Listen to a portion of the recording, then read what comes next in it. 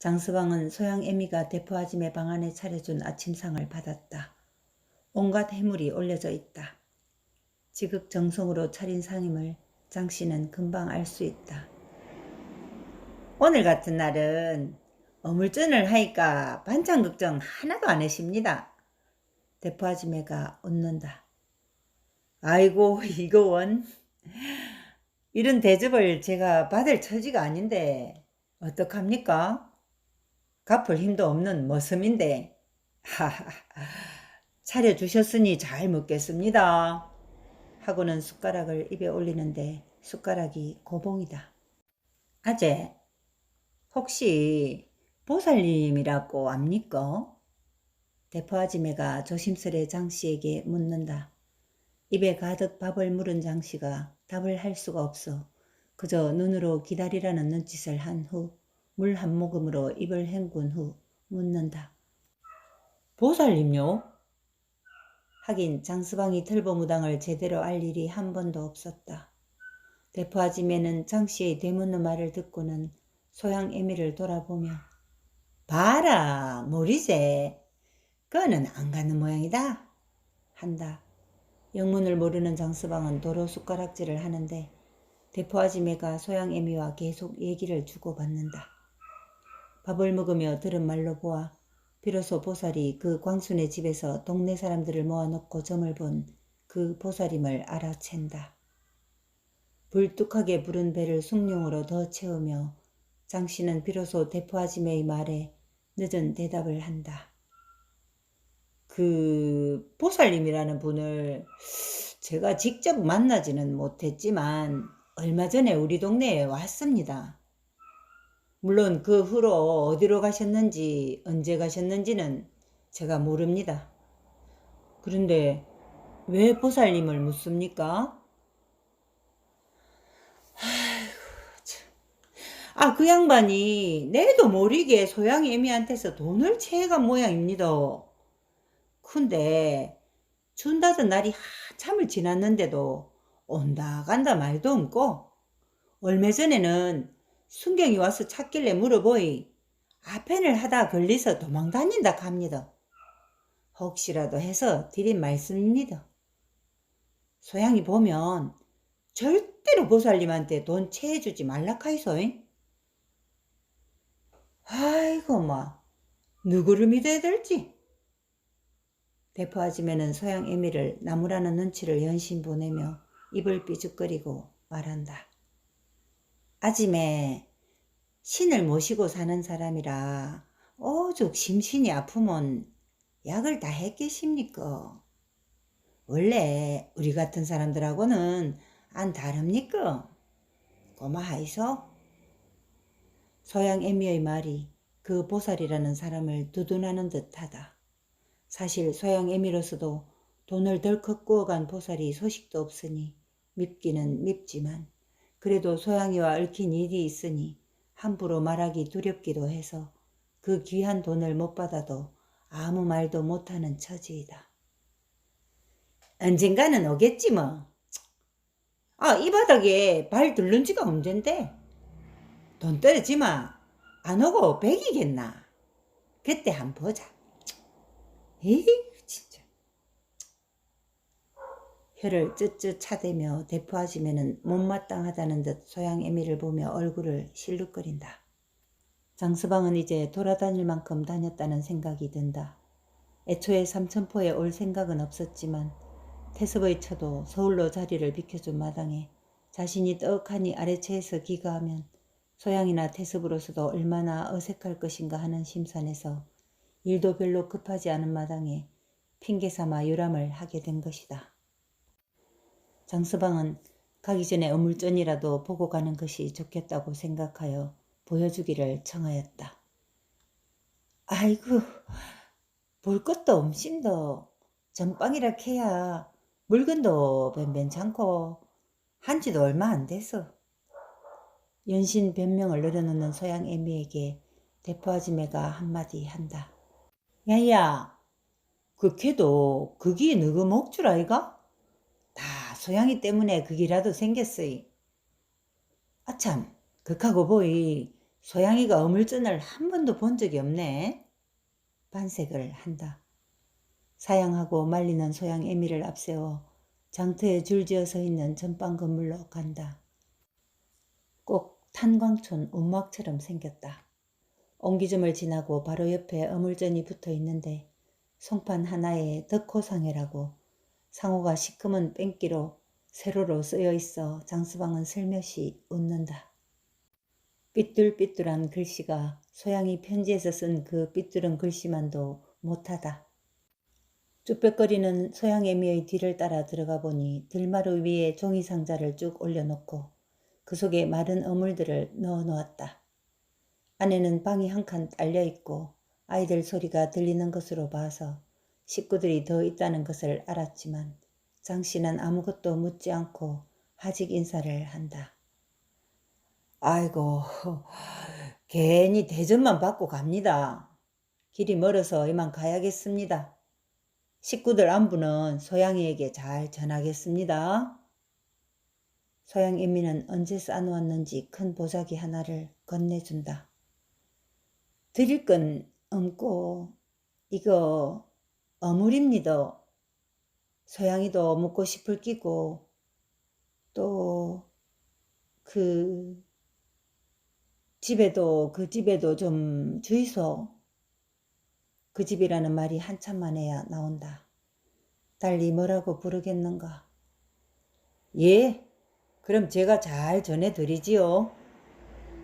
차부까지 따라 나오는 소양 애미를 억지로 돌려 세우고 혼자 되돌아오는 길에 장씨는 소양이가 어찌 상주까지 오게 되었는지 짐작이 간다.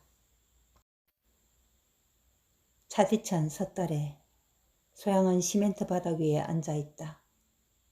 오직 쇠창살이 세로로 안팎을 가로막고 있을 뿐 저만치 한 모퉁이만 돌면 순경들이 웅성거리고 있는 것도 보인다. 어제 함창 지서에서 오늘 상주서로 이송되어 유치장에 있는 것이다. 피부치도 아닌 자기를 태섭이 식구라고 찾아오겠는가? 아니면 그 집 식구 누구인들 자기를 찾아올 것인가? 홀로 갇혀있는 여자 유치장에는 아무도 없다. 벽을 사이에 둔 남자 칸에는 누군지 모르지만 몇몇이 있는 듯 말소리가 들리기도 한다. 소양은 추위를 느낀다. 무엇보다도 춥다. 배고픔보다도 서름보다도 추위가 소양을 몰아붙인다. 그리고는 졸음이 몰려오고 꿈인지 생시인지 또 시간이 얼마나 지났는지도 모르게 의식이 희미하게 흐르는데 남자 목소리가 들린다. 김소양, 면회요.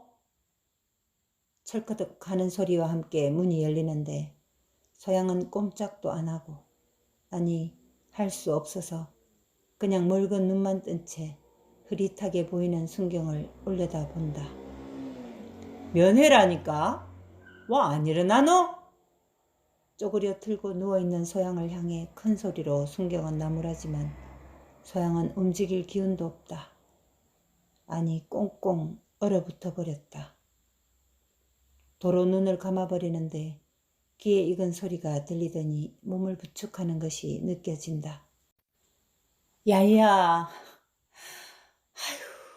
이게 어찌된 일이고. 아이고 참. 자, 일나제.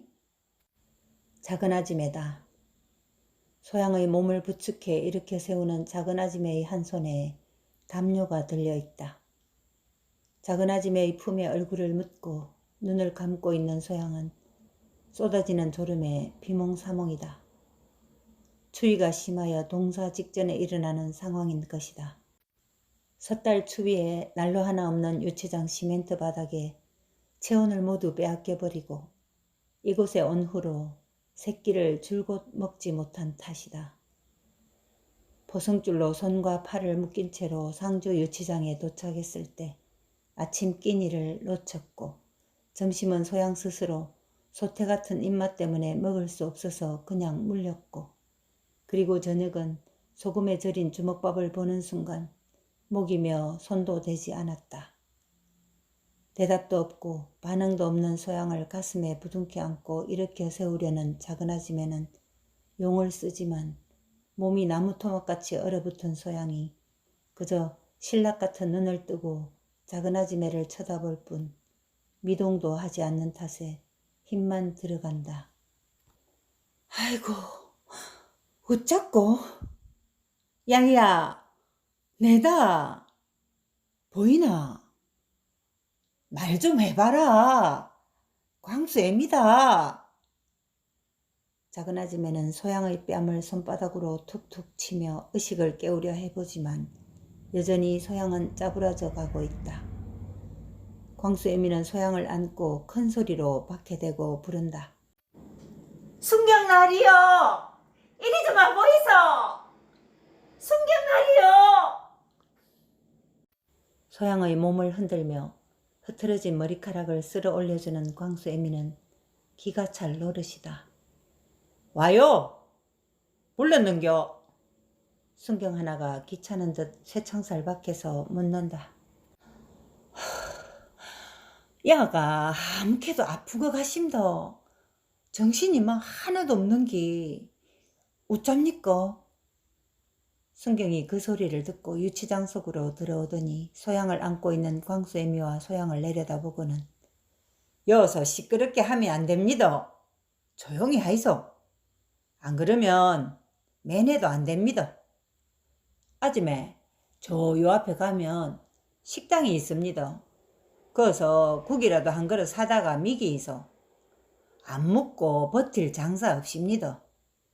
젊은 아가 어쩌다가 하고는 나가버린다. 순경은 안다. 그런 꼴을 한두 번 본 것이 아니기에 죽지는 않을 것을 알고 뜨끈한 국물이라도 속에 불어넣으면 또 금방 달라질 것이라는 것도. 광수 애미는 담요로 소양을 돌돌 말아서 벽에 기대어 놓고는 담요 깃을 소양의 목 주위에 꼭꼭 눌러주며 쪼매마 있그레이? 내 금방 올기다 하고는 서둘러 나간다. 소양이 휘두른 낫에 꾸루와이는 허벅지를 찔렸지만 다행히 겨울 손바지를 입은 탓에 그저 속살이 조금 찢어진 정도였다. 그러나 운없게도 그 옆에서 말리고 있던 창호 어마이가 팔에 큰 자상을 입었고 읍내 어원에 실려가 한 뼘이나 실로 꿰매는 수술을 받았다. 그러나 일은 꾸루와이가 벌리고 있다. 같이 난도질을 당한 입장에서라는 변명으로 꾸루와이는 창호 어마이에게 입단속을 시켰다. 그리고 사건의 발단을 엉뚱하게 몰게 한 후 자신의 잘못은 철저히 감춘 채 지역 상위용사단체와 반공단체에 상위용사를 업신여겨 살인하려 했다는 억지를 남발하고 다니는 것이다. 지역단체장 중에서도 상위용사협회에서 나서니 일은 커질 대로 커져버렸다. 쓰는 게 때뿐인 그들이다. 단체로 함창지사 앞에서 시위를 부려대니 지사장도 손쓸 수가 없어서 살인미수라는 죄명으로 상주서로 이송해버린 것이다. 태습도 손을 못 쓰고 있다. 새해부터 마음먹고 참의원 선거 준비를 할 요량이었는데 덜컥 이런 일이 자기 집에서 생겼으니 어디서부터 수습을 해야 할지 그저 난감하기만 하다. 태광은 당장이라도 소양을 쫓아내고 나몰라라 하자고 한다. 집안에 미칠 해를 막자는 뜻은 알겠지만 태섭의 마음은 태광과는 조금 달랐다. 그래도 품에 품고 지낸 지가 얼마인가. 딱한 처자인데 어찌 나몰라라 하겠는가. 듣기로는 소양이 다 잘못한 일이라고 하지만 태섭이 알고 있는 소양은 멀쩡하게 남에게 낯이나 휘두를 사람은 아니기에 필경 무슨 일이 있기는 있는데 듣지 못했으니 알 길이 없다. 벌써 사흘이나 지났지만 종가 사람들은 끙끙 속병만 앓던 중 어쩐 일인지 광수 애미가 나선 것이다. 그래도 한솥밥 먹던 사람 아니냐고 아무 원한도 없던 사람들에게 괜히 낯질할 소양이 아니라며 서방을 나무라고 치마끈을 조여매며 면회라도 간다고 했을 때 태광은 얼굴 벌겋게 붉혀대며 소리를 질렀다. 그년이 우리 집안 망신 다 시키는데 니는 그년을 찾아간다고? 그년은 우리 집안하고는 아무 상관도 없다. 내 삘이 돌아. 광수애미는 그래도 소양에게 고마운 마음을 가지고 있다. 자신도 하지 못한 일을 자신의 오라버니에게 행하고 여태 그 말 한마디 하지도 않은 깊은 속을 가진 아이다. 티를 내지도 않았고 자신이 모질게 했을 때 무기로 삼지도 않았다. 자신도 인간적인 도리를 하고 싶은 마음이다. 우리도 자식 키우고 살면서 어째 당신은 그리 모진 말을 합니까? 내 보낼 때 내 보내더라도 하다못해 무슨 일이 있었는지는 들어봐야 안 됩니까? 듣기는 뭘 듣노? 니는 안 들었나? 순경이 하는 말 살인 미수라고. 어이구 원참 집안에 흉물이 들었다. 응? 거기서 빙구 아재랑 창호 어마이 말이지. 소양이도 무슨 할 말이 안 있겠습니까? 꾸루와이도 같은 종친이니 이름을 불러 대접하는 광수애미는 그 길로 어디서 무슨 말을 들었는지 담요 한 장을 챙겨 들고 다짜고짜 상주소로 버스를 타고 온 것이다. 아나, 국이라도 묻고 기운을 차리래. 김이설이는 무슨 국을 한 그릇 사들고 온 작은 아줌매는 국그릇을 시멘트 바닥에 놓고 소양을 안아 잡아당긴다. 코끝에 닿는 국 냄새보다 그 온기가 소양을 잡아당기는 양 소양도 억지로 몸을 앞으로 이끌어 몸을 숙인다. 작은 아줌매가 한 숟가락 떠서 소양의 입에 넣어주자 소양이 그 숟가락을 움켜잡고 뺏는다. 그리고 아무 말도 없이 허겁지겁 입에 퍼넣는데 떠먹는 국보다 흘리는 것이 더 많다. 그 모양을 한참 보기만 하던 작은 아줌매는 창살 밖에 인기척을 느껴 돌아보니 아까 그 순경이 보고 있다. 야는 이어서 울매나 있어야 하는 깁니까? 작은 아줌매는 소양을 아는 채로 몸만 돌려 묻는다. 아마 조서만 작성되면 넘어갈 깁니다. 어대로 예? 어되긴 어됩니까? 구치소지. 법원에 있는 거 말입니다. 하고는 돌아서 가버린다. 작은 아줌매는 구치소가 뭔지 법원이 뭔지 모른다. 그저 아득하기만 하다. 순경만 봐도 지은 죄도 없이 가슴이 뜨끔거리고 오금이 저린 것이 땅 파먹고 사는 사람들의 순진이고 천진인데 광수애미도 그저 동네 안에서만 목소리가 크지 밖에 나오니 모든 게 막연할 뿐이다. 소양아, 내 지금 가봐야 할 것 같대. 막차 놓치면 걸어갈 수도 없는 기라. 내가 아까 식당 아줌매한테 말해놨다. 내일 아침에 국 한 그릇 이리 갖다 주라고. 갈게네. 니는 그저 기운 내고, 응? 불쌍한 소양을 쳐다보며 말을 하다가 그 다음 말은 못한다. 광수애미의 마음에 그 다음은 뭐가 어떻게 될지 아무것도 모르니 할 말이 없어진 것이다.